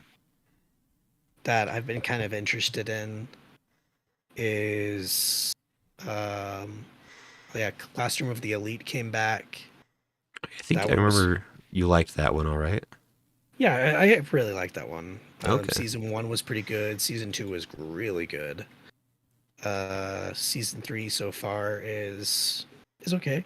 There's only two episodes, so I can't really like say anything. It's a co-ed camp. So How audacious. yeah. Other than that, like not really not really much to say about Classroom of the Elite, but there's this one called Hokkaido Gals are super adorable. Oh, I think I That saw that one on the Austin would like to be allowed on the show. It requires a majority vote, though. What do you think, Zyga? No, not yet. Not yet. That is a hard veto from the boss, Dawson. I'm sorry. He is too addicted to anime at the moment. Yeah, I was gonna say I think I know this Austin, right? I'm pretty sure it's Yes, the yeah, our it's it's our mutual mutual friend. Austin. Yeah, Yeah. Austin says, "Ouch." Someday, perhaps you'd have to behave yourself to some degree. After our intervention, I need to have an intervention with him. A I'm going to have re-intervention. there's going to be an intervention this week. Oh, Uh, but part anyway, two. Hokkaido Gals, it's kind of like a sort of fan servicey show about a guy moving to Hokkaido, Okay, like to uh like out of nowhere, like town that has so much snow. because that's everything that's in Hokkaido is just snow, Yeah. obviously. So and yeah, it's pretty fan servicey. Hmm. At least the first episode was, but it's all right. It's all right. Yeah, fair. Yeah, I remember like I read the little synopsis here. And I was like, this sounds like this could be funny, but like it sounds like it's like trying to be like a cute girls being cute kind of show. Yeah. Which What it I want to know something from you. sure, sure. What do, what is kind of your stance on fan service in anime? I will say I used to be like super against it. Um, like I thought it was kind of I always kind of considered like a cheap way to like for a show to get attention. And in Yeah. that context, I still don't really care for it because I think like there are a lot of shows that are fan service just to be fan service. Um, and I don't know. Like, I guess it just depends. Like it's not something like I personally seek in my shows, I guess. Yeah. But then there are shows where like the fan service is like so embedded into the experience that it'd be wrong if the show suddenly didn't have it. I guess like 'cause I think of like Bakemonogatari, where it's like that show would not be what it is if it wasn't for like it's like weird nonsensical fan service. Yeah. But I don't like what's your stance? My stance on it is I'm 100% okay with it. Okay, Um as long as it knows that as long as it's not like in the wrong places. sure, okay, Like for example, if there is some sort of like really sad scene or something like that, then they're like sneaking like a shot in, okay. and like it's wrong. The I guess I should say it's the wrong tone. You know?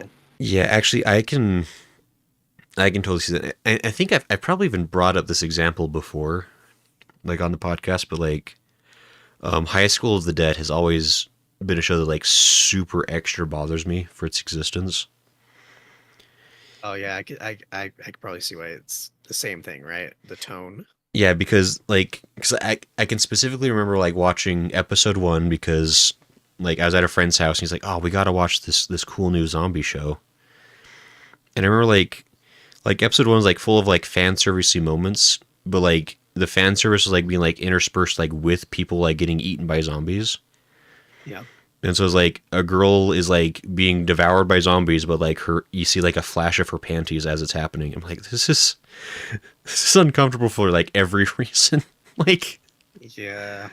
it's like that. That was always a show like that stuck me in my mind as like it's like that's not okay.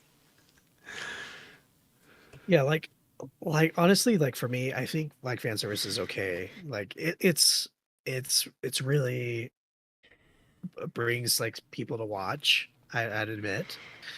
Right. Um, It's the but clickbait.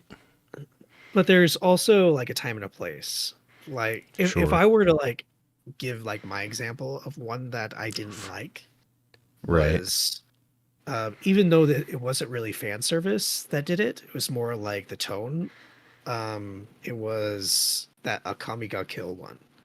Oh, I Akami I've got talked killed was about it. weird in so many. Yeah. Yeah, I think I've talked about it on this podcast before, but it was one that I could not get past episode one, Right. because of the whiplash from the tones shifting. And I don't know if Akame ga Kill has a lot of fan service, but I think it dips into it a little bit for what sure. bothered me about the show was that it was starting out and being this like really um like crazy stuff were happening, and like the main character like had someone die that he knew, and like it was a pretty painful death, and it was like very like jarring and very dark. And then suddenly, like on a flip of a hat, like right at the end, they like throw comedy in there, and Yeah. it literally like was so jarring. I had to like stop and be like, are they really doing this? It like this is like not the time or the place, you know? Right.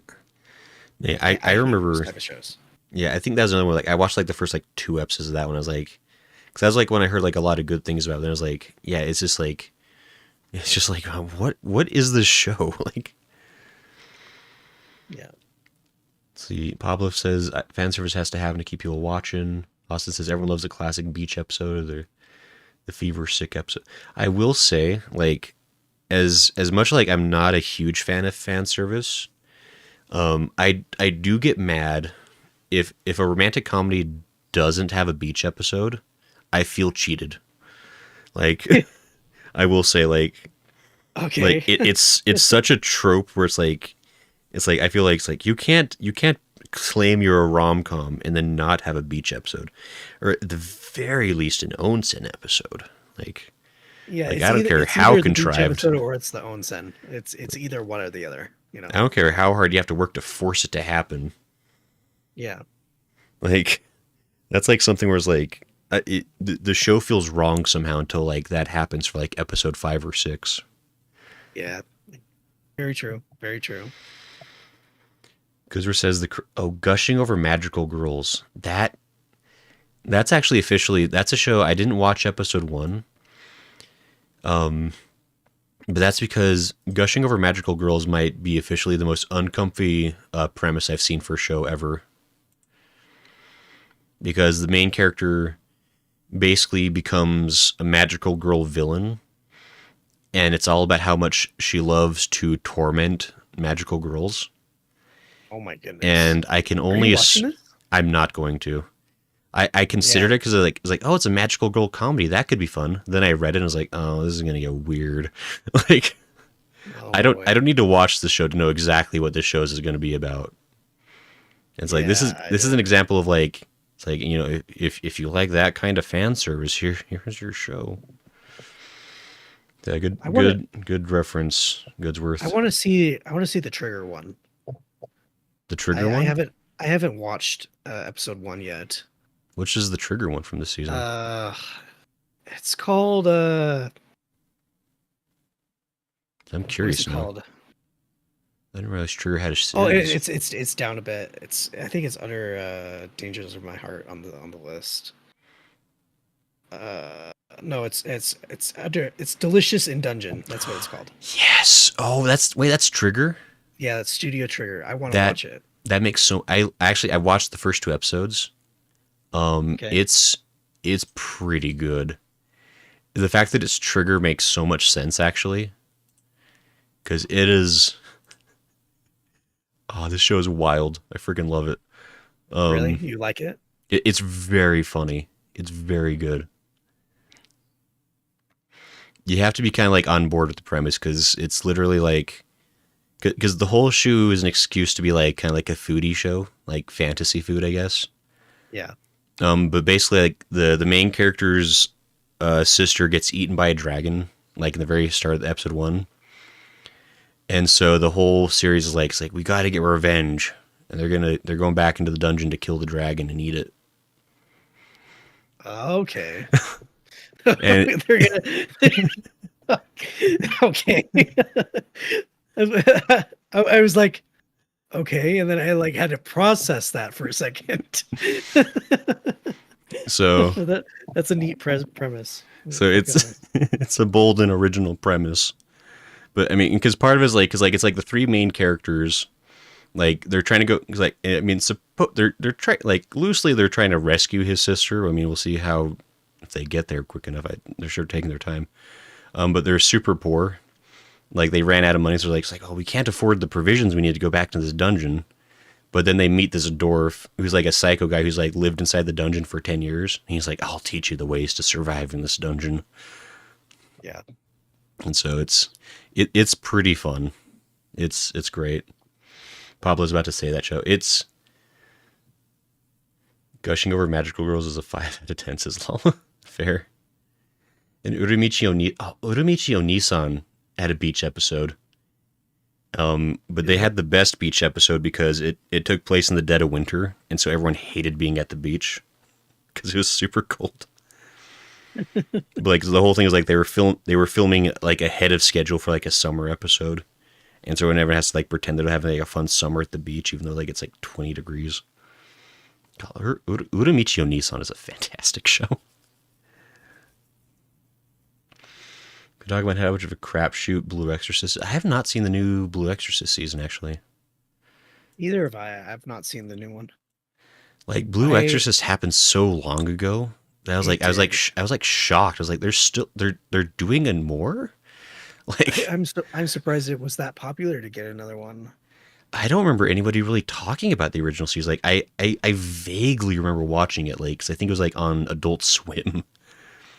Like and I remember like Yeah, watching it randomly. I yeah. didn't hate it, but I can't remember it too well either. Yeah, I get. I watched like season one and then season two, the Kyoto arc or whatever, and Right, then I honestly cannot remember a single thing about season two or season one. All I remember is that yeah, he has a sword that's blue flames, and that's it. You know. right. Like I remember I liked it okay. That's because like I was in my phase of like I was so into Yu Yu Hakusho, like anything that's like kind of like vaguely like paranormal fighty stuff it was like super cool. But yeah, I don't. I mean, I'm not sure if I will really bother. I mean, I'm like mildly curious, but I mean, Blue Exorcist was so long ago for me. Like, I feel like I'd have to like rewatch previous seasons in order to better understand what's happening in this one. Yeah, I agree. I think I'd have to rewatch it too because I have no idea what It is going on. right. It sounds like Austin maybe isn't super recommending it from the looks of it, but Okay, then I'm just not gonna watch it.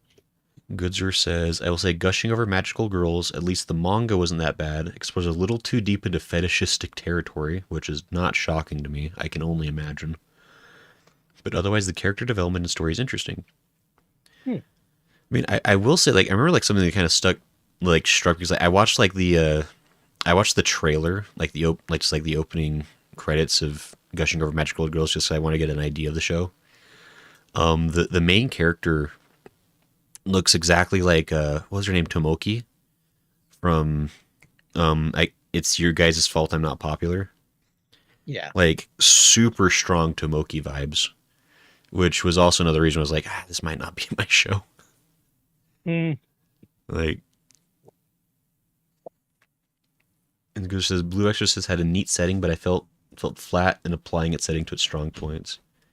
That's fair. I mean, Blue Exorcist has always struck me as like a very like I don't want to like I don't want to like say mediocre like in a mean way, but like it was very much just like it was very much just like one of those like standard shows of its genre, right? Like it's like a lot of people watched it. I don't know a lot of people that are like super fans of it because like you know like years later you still hear people that talk about like Bleach or like you know Naruto, and Blue Exorcist was kind of in that same era, maybe like a few years after those ones. but like you never really heard people talk about Blue Exorcist once wasn't running. Yeah. Like it was just kind of like one of those kind of filler shows. Are you watching the Villainess show? Level 99. Yeah. It's on my list. I haven't seen it yet. Okay. Because I thought you were like into those like Villainess shows. I I do like some of them.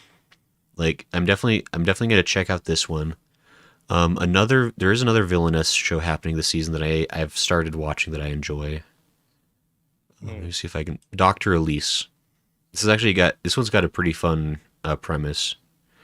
Um, because of course like it starts off like so she's a wicked princess who ends up being like killed by revolutionaries because she sucks. She reincarnates into like modern Japan and grows up to become a doctor as a way to like because like she remembers her past life and she kind of like wants to like she like regrets it and like wants to make up for it, so she becomes a doctor. But then she ends up dying again, like a whole other crazy situation. And then she comes back to life, like to like her previous life, like 10 years before she dies. And so now she has like all this like knowledge of like being a doctor in modern Japan. But Yeah. then she has a chance to like redo her previous life as an evil princess. And so it's kind of cool, a little different. Hmm. I've enjoyed it. I think like the main character is like really strong and interesting. So Okay. Was there any other ones that you were kind of like caught your eye or that you've seen or have caught your eye? actually, speaking of, I the other one I watched is The Weakest Tamer Began a Journey to Pick Up Trash. This might be one that you like, Saiga. Actually, Why like is that? I've only watched episode one, but it's a really I really like the premise of it because basically, the main character is a girl named Ivy who like she's born into like this like world of like magic where everybody's kind of born underneath a star in terms of like like when they're 5 years old their like future is like read by like this like Hmm. magical person, and depending on like what star they're born under like kind of determines like what their future will be in terms of like what skills do they have that'll determine like their career and everything.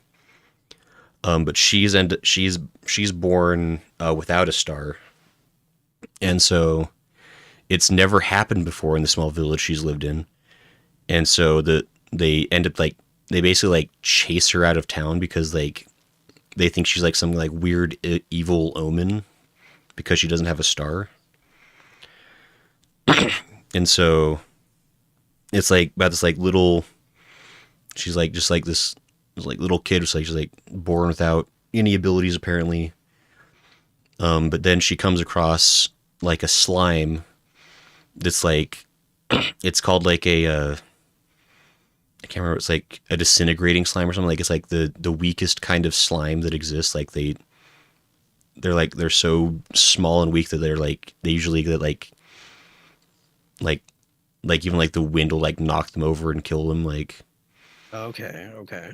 and so it's basically like I've only episode one is basically just like Ivy like meeting the slime and like protecting it, and they kind of like form like this like little bond. Or like she's like this like weak small child, and it's like this like weak small slime, and then they're gonna assumedly go on a journey where they uh, survive against the odds. I hope. Um, like it kind of seems like it's going to be like a journey show, like in a fantasy land. Okay.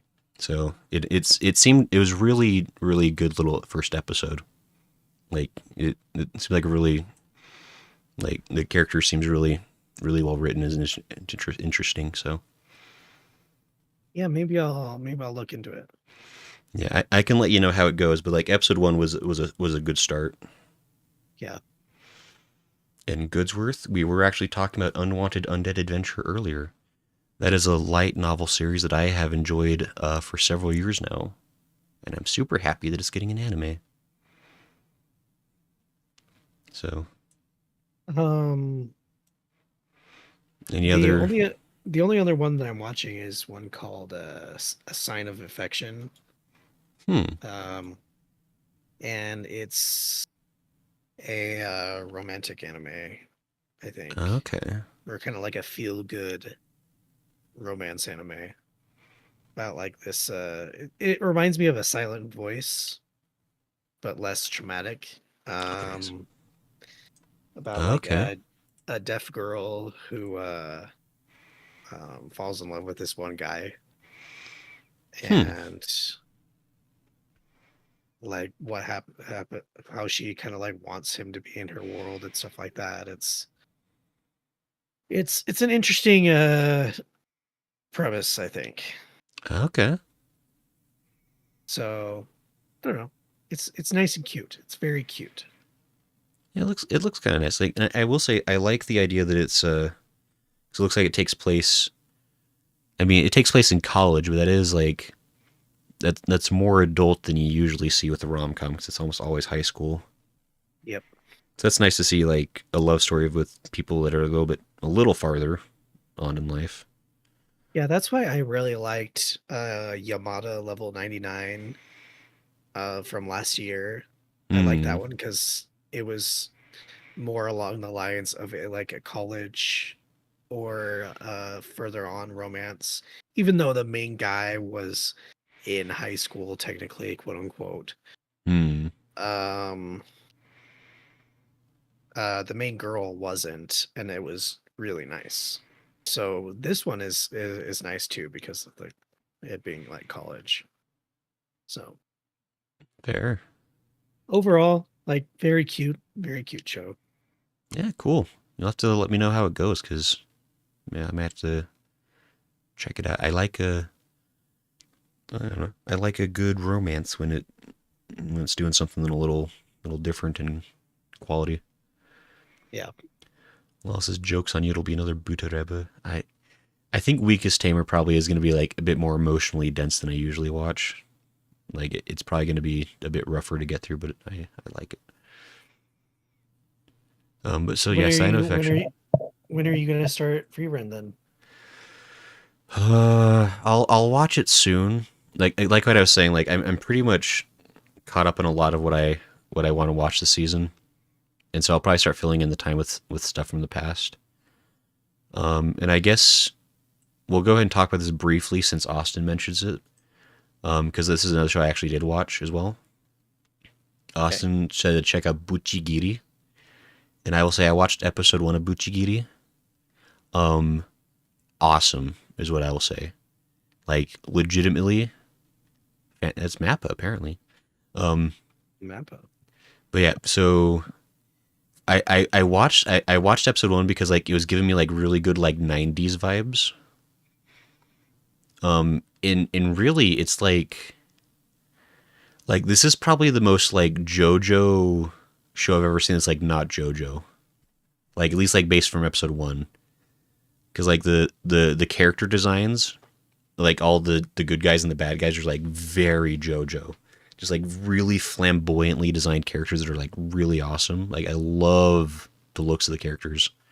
Yeah.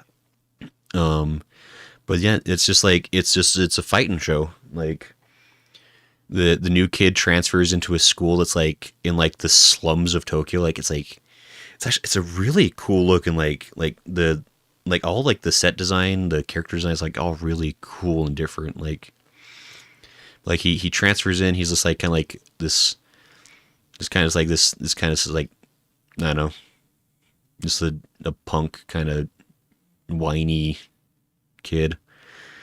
But he gets thrown into like this like there's like this like big like clash going on at school like between like these like two rival gangs. He's like caught up in the middle of. Mm, And in the middle of all of it, he accidentally comes across a pistol that summons a genie that okay. and the genie promises to grant his wish. Um and so Sounds so odd. it's very that's why it's like very JoJo. Like it's like so it's just like it's such a it's like so wild and weird. Like, let me see if I can actually pull up like some looks at like some of the actual characters, because like some of the character designs are like such strong vibes for like the one of the main villain guys. He has like all these piercings everywhere.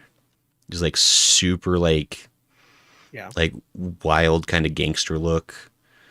The genie is like he's like so manly that he almost like goes full circle to girly again. Like he's like so flamboyantly manly and masculine.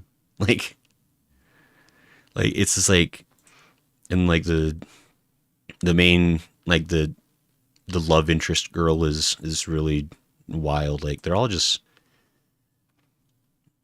I don't know, I don't know, it's a weird show. And maybe unless has seen that green haired guy. I've seen, yeah, he's definitely like I don't like all the yeah. It's like really like I've never seen a show quite like it. So episode one was really good. Hmm. So I mean, Okay. I'll definitely keep up with it to let you know if it continues to be worth it. But it's a it was a really strong episode one. Goodsworth has been disappointed in Ranga Crimson. RSL set the tone for the style using the anime is nothing like it, so I feel disappointed watching it. Ranga Crimson, I haven't heard of that one. I'm guessing that's this season. I haven't heard of that one either.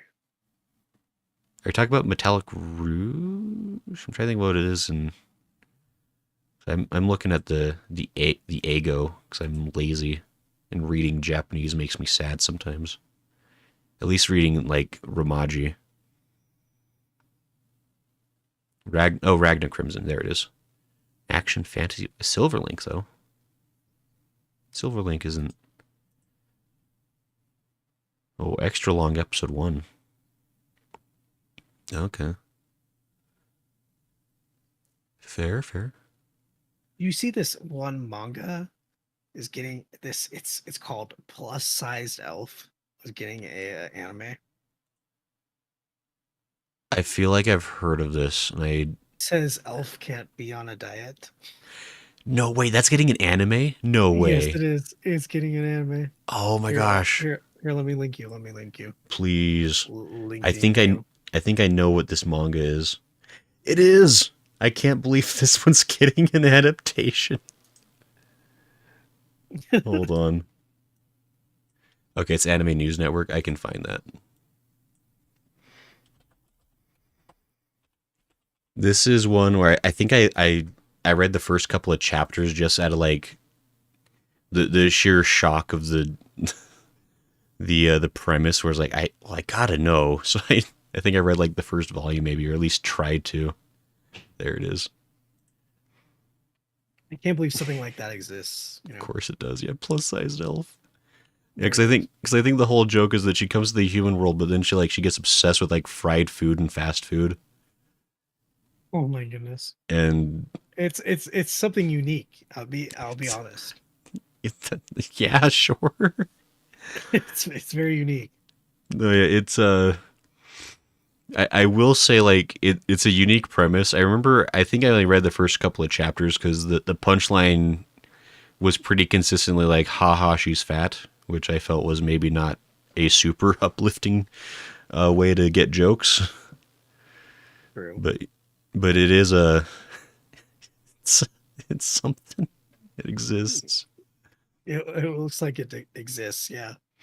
Like the miracle of manga is that any story you can think of, any kind of anything you can think of, there's been a manga made. We're getting pretty close to the point where like almost anything you can think of, there's been an anime for. But for sure, if it hasn't had Honestly, an anime yet, it's had a manga. honestly, 100% true. Like 100% true. you can just like string together like any like random like six nouns, and I bet we could find an anime that's pretty, or like a manga that's pretty close. feel it has some fetish undertones than just the artwork, not that I'm judging. It's super duper like weird like it's very specific fan service in terms of like I I guess the same people that like watching those like was it mukbang. I don't Yeah. know. Dojin are getting up there in exposure now. I mean, Dojin are a whole other. But yeah. Anyway, so that's something that's gonna happen whether you want it or not. Hey, Unfortunate but true. Konosuba season 3 next season, and Oh, seventh is it? Oh, season Boku no Hero Academia. dude, next season is gonna be great. There's some good looking stuff. I mean, not that this is what we're really supposed to be talking about. Like, I'm just gonna. Alia sometimes hides her feelings in Russian. Okay, That's what I want to see. I mean, it's interesting. Ooh, I was reincarnated the Seventh Prince. That's a good light novel series. Spice and Wolf. Spice and Spice. Wolf. Hell yeah. I cannot wait. Passion. What has Cannot wait. Passion done? Oh, they did Harem in the Labyrinth of Another World. Thank goodness. So it's a cool. They also did High School DxD. Okay. I'm glad that Spice and Wolf is interspecies reviewers. I'm not sure how I feel about these people being the ones doing Spice and Wolf. High School DxD. Just everything they've done has been like Uh, etchy shows. Yuri is my job. oh, dude, even if they have, I just can't wait. I can't wait. I have some reservations, but maybe it'll be fine. I have no idea though I'm why it's being remade. Why they're doing a remake? Why it, it can't they just do a season 3? I mean, I guess it's been long enough now that like I kind of get it. Has it been that long? It's been over 10 years. It's been a hot minute. Let me check. It'll Let be me check. spicy wolves. I mean, they did Mieruko-chan, and I loved Mieruko-chan. Although again, that was another show that was like, 2008. yeah, it's been a hot minute, man. Now I want to rewatch Spice and Wolf. It's pretty good. Also, Mieruko-chan is also, yeah, I was gonna say because like Mieruko-chan was a show that I watched that I felt extremely tricked by because I was promised a horror comedy, and it had a weird amount of Didn't turn fan out for that. service. Well, it was really good, but it had a weird amount of fan service. Where like it was another one where like the fan service like really like was like the uncomfy kind, where it was like weird spooky thing, and now she's being groped by ghosts. So it's like okay, well, cool, thanks. Yeah. Like didn't need that, but all right. No, there you go. So I mean that. I mean, I'm just happy it's Spice Wolf. So hopefully we'll see how it goes. We'll finally be able to watch an anime together. Yo, can we do Spice and Wolf for weekly watching time? Um, Got Black Butler coming back. What the hell is going on next season? The like my middle school's coming back. Like dude, I feel like next season it's gonna be. Duke of Death season 3. I hope they finally. I feel like season 3 might be the conclusion of the story. Maybe. We'll see. I hope. Anyway, Sound Euphonium 3? Yeah, I Euphonium's remember. coming back. Holy Dude, hell! I can't believe Euphonium is coming back. What is happening next season? Kyoto Animation is coming back. Oh my goodness. It's been such a long time since a Kyoto Animation anime. What is happening? I need to check them out. Hold on. Captain Kyoto Tsubasa. I mean, Captain Animation. Tsubasa comes back pretty frequently, I guess, but it's still. Kyo Annie. Oh my gosh. I've missed Kyo Annie, okay. Oh yeah, they did Dragon Maid. Oh yeah, Dragon Maid was but everything else here, like Wow, that is. Well, next season's going to be a time and a half. Because it says Re Monster. Is that a good one? You got genitalia ghosts instead. That's I. Oh, don't remind me about that thing. That was not okay. Gray got to watch the BNHA stage show. There was of course there was actually, why am I asking? Of course there's a stage show. That was I gave up on My Hero a while ago though. I watched like the first 3 seasons and I feel like that was a fair effort on my part. Yeah, that I totally agree. I gave up on My Hero Academia. Like it was fine. Like I enjoyed it. I just it's just one of those shows like the cast was getting so big. It was Yep, getting so I hard to keep track of things. 100% true. That's why I dropped it. Because it felt like they were scraping the bottom of the barrel for different quirks, abilities. Right. And like a group of characters would be introduced and then in the next arc they would just be forgotten. Right. It was getting that bleach bloat, Yep. but I mean, I don't know. Like I Actually, don't. to be fair, Bleach, I don't think that it was overbloated with characters. I think it was at the right amount, though it kind of got them a little bit too much when they introduced like the Bount people. Not the Bount people, the Oh, the free Rancor people, Irankar, yeah. uh, or That's because like whatever it's called. that was kind of always the thing. I was like, because like I mean, I kind of get it because like they have like there's a pretty big cast of heroes, and so like the new arc was like well we got to have a big cast of villains so there's like, enough people to fight. It's like it's kind of like this like inevitable thing of like because there were so many like hero characters, it was like well we got to have a good number of villain characters then, and yeah. Yeah, There's also like the 13 squads that I mean I guess they weren't ever really. Some of them weren't ever really like major characters. Like it was still like it's like oh, there's still like 13 of those captains out there and all the other side people in true. the squads, and Yeah, I guess that's right. I guess that's right. it was right Um, for a while. And I was like, the pace is so fast and so slow at the same time. Yeah, yeah. My Hero Academia was like really fascinating for that. Where it's like, yeah, I think My Hero Academia it had like a few really good seasons, like the first couple,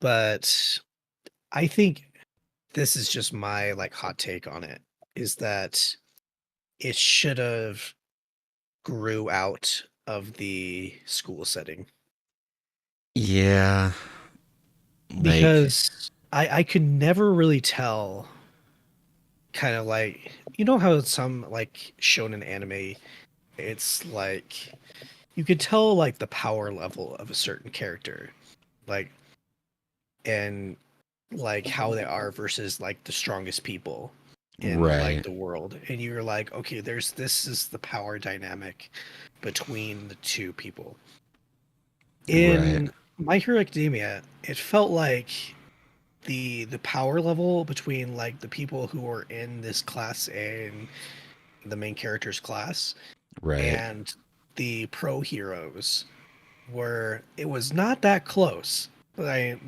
mean it was pretty close on their power level their same power level and right, it felt like why are they still in school they're obviously heroes but they're just like dragging out this school thing because it has academia in the name and they right. can't move on from it. Yeah, well, it's like there's always like this like I've noticed this like with like a lot of anime I've seen like there's like this weird need for like shows to take place in school. Like Yeah, it's the Japanese fetish of like missing school and I people guess wanting to like go back to it, I guess. yeah, 'cause, like I was actually thinking about that, and it's part of what um like with Tsukimichi, like the season 2 was like I think they're building up to like they're gonna like freaking force the show to start taking place in a school, which is so bizarre. Like for it to suddenly like try to force back to that when it's not been that at all for the whole series. Yeah. And there's like other shows I've seen where like it'll just like randomly be like I it's like like the show like our favorite show the the world's most powerful demon lord reborn is a typical nobody. Oh boy, um our favorite. yeah, we talk about it all the time because we love it. That show, like out of nowhere, becomes a school show. Like I'm pretty sure forever at that at the pace it's going, Yeah. and it's just like, but it didn't have to. Like Yep. I don't know. It's The part in My Hero Academia that broke me was the one arc when they were fighting Class A or whatever. oh yeah, yeah, They were fighting one of the classes. I forgot. Class B, I Yeah. think, but yeah, yeah, Yeah, maybe yeah, it was probably that Class B. And that whole arc just like made me mad. So I like dropped the series and never came back. Never looked back. I mean, yeah. I think you must have gotten a little farther than I did because I think I gave up around the when All Might fights One for All, I think that which was like a perfect ending right there. like well like that. I mean, without getting too spoilery, like everything about that fight felt like it was like leading up to like a certain result, but then when that didn't happen, I just remember being like, I was like, well, wait though, what's what what happens then next? Like it feels like there was like I mean, Yeah, not that like shows have to follow stereotypes, but like it felt like it was like really leading to a very specific moment, like all the flags in place for it. But then like it just on it. like goes on a whimper instead. I was like, well, wait a minute, what? Like, Honestly, like think they should have killed off All Might at that fight. well, They should have killed him off. If it was me, I would have had the balls to kill him off right there. right. I mean, it's not like I guess if we're gonna talk, it was like it's not like I wanted him to die, but it felt like all of the writing of the show was like directing towards that moment where like it'd finally be like Deku's like he's finally gonna like grow into the role because like that's the other thing with the show is like it feels like Deku never really. It seemed like, and I get like they want to delay him like really getting control of his powers because once he controls his powers, like he's gonna be super OP and hard to have combat for. But like they're constantly coming up with reasons for like why he can't use his own abilities. It was also Honestly, very frustrating. honestly, Deku is one of the worst shonen protagonists I've ever seen in anime.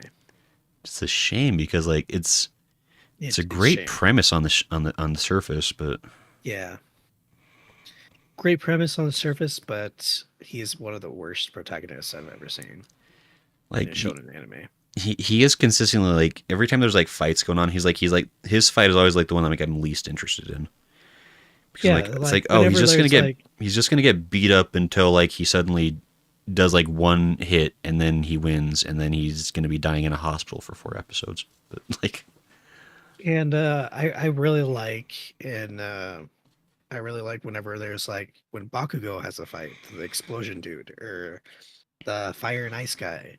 Whenever right they're having a fight, I'm like, oh cool, okay, the show's finally good. right or even like some of the other characters like the class Yeah. president guy I thought was really cool. Oh yeah, yeah, yeah, Like Miss Frogger, she's cool. yeah.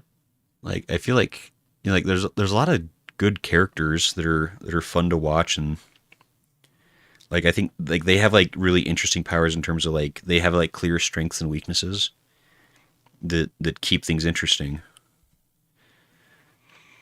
But anyway, that's a whole other kettle of That's a fish. whole. Anyway, that's. I think We've been we've talking beaten for a this while. topic. We have been talking for a I'm while. sorry.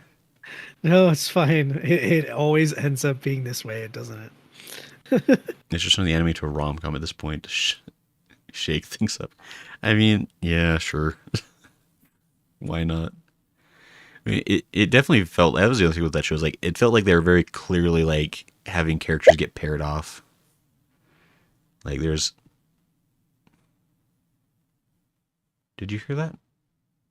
No. It's probably fine. It's probably nothing. Just my brain. What? I had like a really loud beep for a second. I don't know if that could be the NyQuil kicking in. I don't know. Anyway, yeah, I think we've Yeah, definitely talked more than we meant to. So Yeah, I think you're losing it. It's fine. The Just getting weird whispers coming out of the closet. I'm sure it'll work itself out. Lala heard a weird blip too. Okay, so there was a blip. I'm not entirely crazy. Where did Yeah, that come from? it might have come from your OBS maybe because I can't hear anything. Yeah, I mean, yeah, it must have been something. It's fine. Lala, I'd really appreciate it if you didn't hear it because that way it's just in my head and I don't have to deal with any actual consequences. But I now think if that's I think that's the ticking time bomb to when your stream will explode. don't say So that. OBS has crashed so much in the past month that like I'm like becoming quite paranoid. It is great hearing his internet ghost. Should read the so side series MHA called Vigilantes. That could be interesting. Anyway, it sounded like a pop and I can't hear out of my left ear. Uh-oh. Goodsworth, don't. Careful.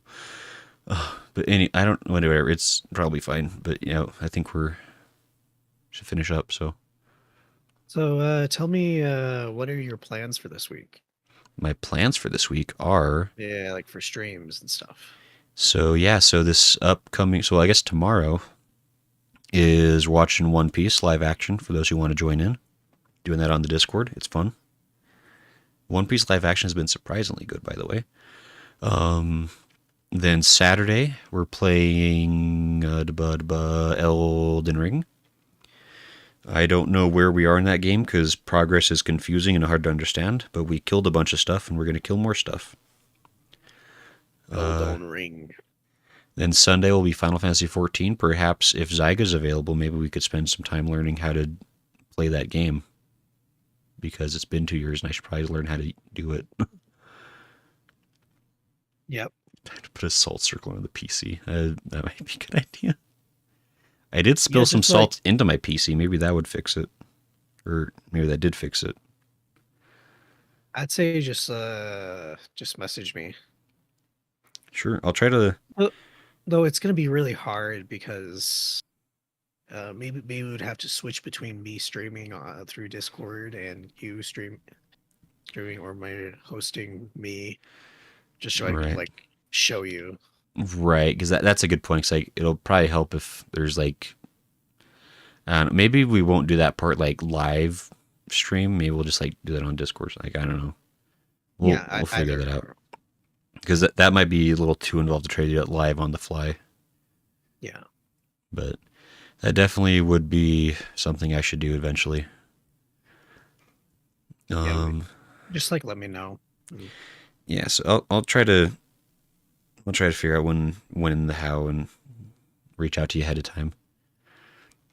And then I guess the only other thing is like so this Friday, and I don't know if Smo is still around or if he's had to bounce or go to bed. But this Friday we're doing something with Smo. I don't know if he wanted because we were playing a Dokapon Kingdom. I don't know if that was just something he was doing for the birthday or if he wanted to finish that game out. So we may do that, or we may start a brand new game. Which, if we need to start a brand new game, we need to make a vote, poll on YouTube to decide what we're doing. Yeah. So I think, I think the four options that have come down to have been Final Fantasy IX, uh, Persona 5 or Persona 4, Lies of P, or there was some fourth one that was discussed as well, like Ease 8, I think. And it was some kind of like RPG we're gonna play next. My vote is for Persona 5. Yeah, we're Persona 5 is finally an option because Atlas is letting people stream it finally. Yeah. So, I mean, I definitely will put up a poll and see what people want to do. Those are just like there's been like a good handful that people have been consistently asking for. So I figure we'll put it to a vote. The most popular one will win, and then that's what we'll do for a little bit. P5 or Well, cool. Yeez 8 would be my votes as well. So, Well, cool. It sounds like you have a lot planned. Yeah, there's always too many games that I've committed to, and I need to finish up some of these other long ones. Yeah, I'm surprised you didn't say you're having a Warframe stream. Yeah, I mean, I usually do Warframe on the off Tuesdays from the podcast. It's like every other week I see. because I like Warframe and I like to play it often, but also like it's one of those games where it's like I've kind of I'm getting close to the point where like there's not much like new like story content to do. Is it It's mostly just just like grinding? it's either like grinding for stuff or like just like doing like random challenges like trying to like can we do like this random difficult thing or that like do this but weirdly kind of stuff like I know but Yeah. I do like Warframe. It's just in terms of like playing Warframe in a way that's like worth streaming about where it's just like not goofing around. Anyway, although people seem to like watching Warframe regardless there, I think that people just really like Warframe. There's definitely a crowd of people for that. So anyhow, so yeah, probably like next Tuesday, possibly Warframe. That'll be a week from now, I guess. But anyway, what are your plans, Zyger? For me, I am not really doing much. Playing Honkai Star Rail as usual. Um Sure, sure. who whoever is playing Honkai Star Rail, this is just a PSA. Mm-hmm. You better log in tomorrow. Tomorrow. Yep. You better log in tomorrow and claim your mail. Okay, will do, boss. Um even you, if you still have it installed on your computer, you I should do. log in. They're giving away a free 5-star unit. Oh, that is worth getting on. Yeah, So and it's only going to be available for a couple of months. So yeah, fair I would enough. log in tomorrow and grab it for free. Yeah, fair. That's good to know. Other than that, yeah, I'll be playing just Honkai Star Rail on my own, and I stream it with people in Discord. Cool, cool. Not Gasp. not not online. I figured out how to hack it. Also, I believe someone has played the water button, so it's time to take a swig of water. Mm, Also cold. after that, um, I don't really have much that I'm doing. I'm kind of like replaying some games, like BioShock Infinite. I've started and I'm trying to finish. I'm also trying my best. I'm like gonna try to finish Final Fantasy 7, like the original Final Fantasy 7. I Mm-hmm. have never finished it. I always get to one point in the game and then I quit every single time. And it's always the same point. Yeah, Um gotta it's persevere. it's this point, probably people would know it in the chat. It's like when the plate falls or something like that. I think that's what it's called. Hmm. I always quit right there Yeah, without fail every single time. because you're so And excited. I just don't like it. I don't like the game. Yeah, I think it's way too overhyped. It, but I've only gotten that far. And sure. it's just it just doesn't really appeal to me, but I need to finish it. There's only two Final Fantasy games that I haven't played yet. Well, Mm-hmm. three technically. And it's 7, 9, and the new one, 16. Hmm. So, well, of course, I haven't played 11, but I'm gonna play.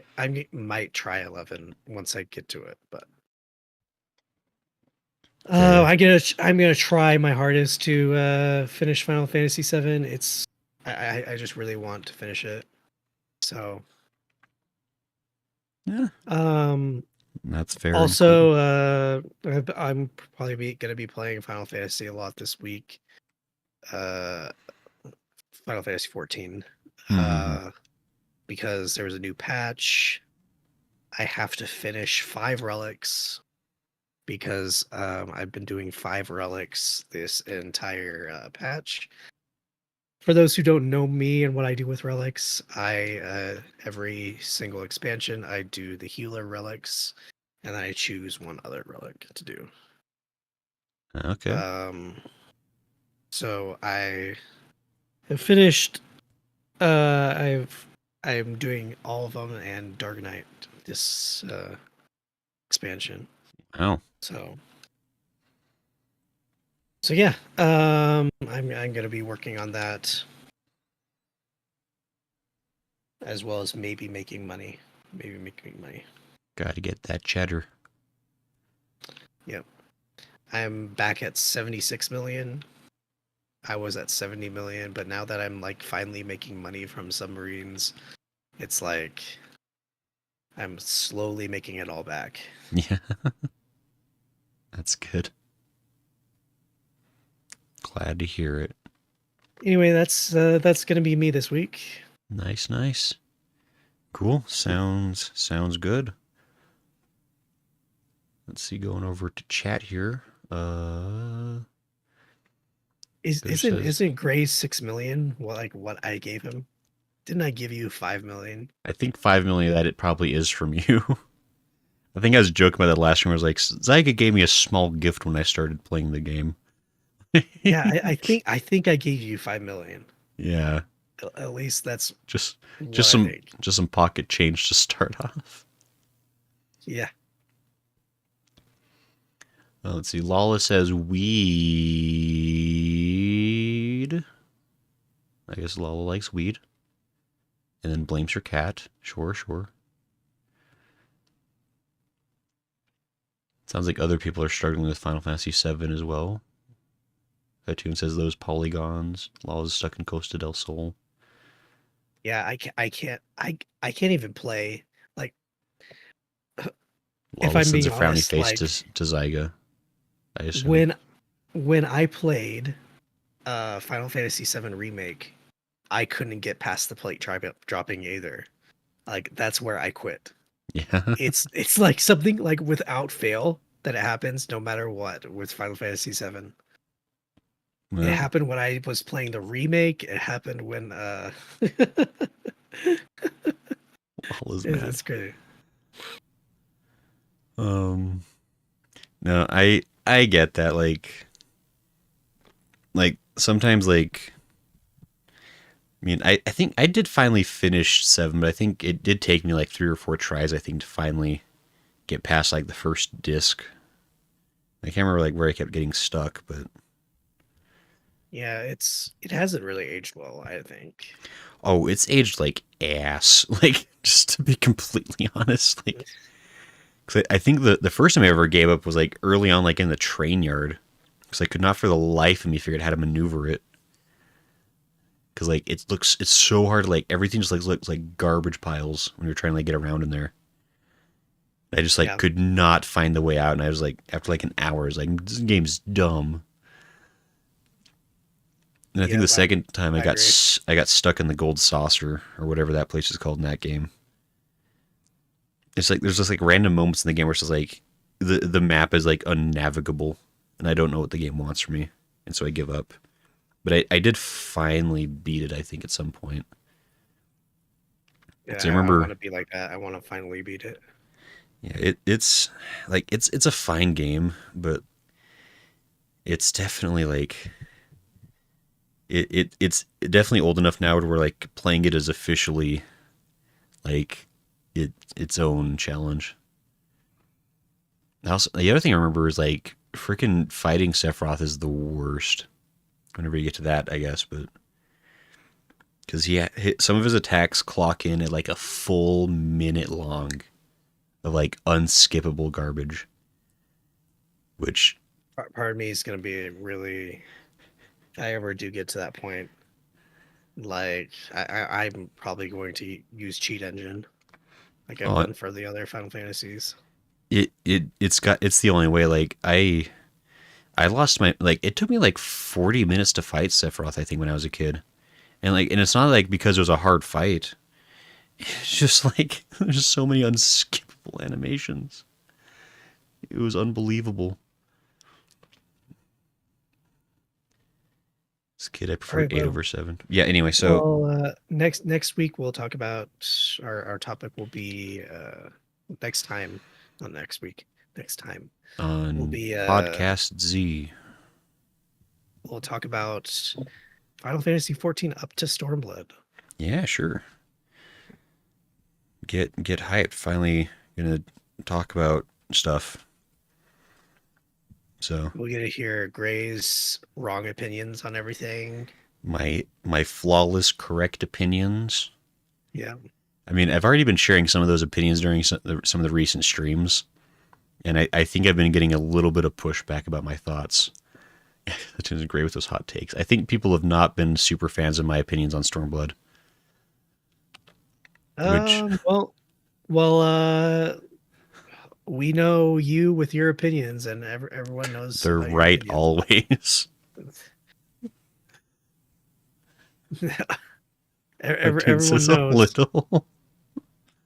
I think I got into like a fight with like a full like a full 30 minutes of last stream was like spent talking about Yotsu, I think. And I anyway, we'll discuss things next time for that episode. So also it's the All right. sexy polygons, indeed. But anyway, yeah, thanks everybody for coming to hang out tonight for Aminays.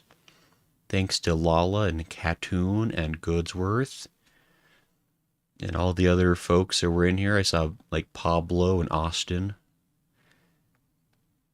Smo was here earlier and a bunch of other folks I'm pretty sure popped in and out. But yeah, thanks for hanging out. Hope you all have a good rest of your evenings. And thank you to Zaiga for hanging out. Yeah, no problem. It's a pleasure as always. You're you're a patient friend, and I thank you for that. It's no problem. So, all right. But yeah, thanks everyone for coming to hang out tonight. This was very fun. We will see you for the next podcast and for future streams. Hope y'all have a good week in the meantime. Alrighty. So, bye bye. See ya. See y'all. Bye, everyone.